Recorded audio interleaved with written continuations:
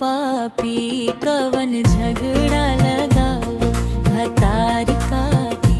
कवन झगड़ा लगावे भतार काटी।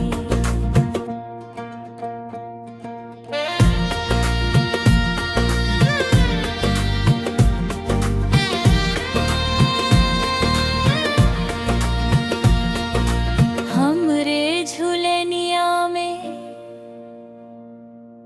तीन पाटी कवन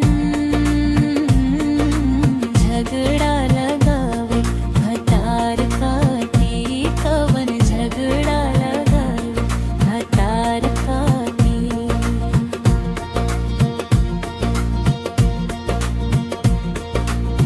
झझरे गेड़ुआ सोरहिया के पानी।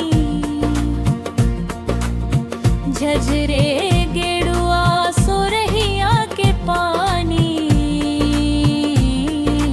गेड़ुआ न घोटे बलम पापी कवन झगड़ा लगावे भतार काटी। कवन झगड़ा लगावे भतार काटी।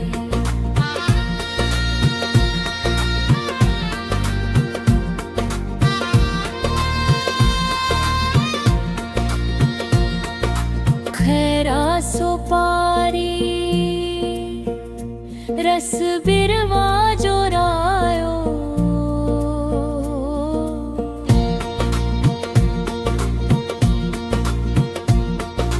खैरा सुपारी रस बिरवा जोरायो। बिरवा न कूचे बलम पापी कवन झगड़ा लगावे भतार काटी। कवन झगड़ा लगावे भतार काटी। फूल झरिया झरी से जिया लगायो। फूल झरिया झरी से जिया लगायो। से जिया ना सोवे बलम पापी कवन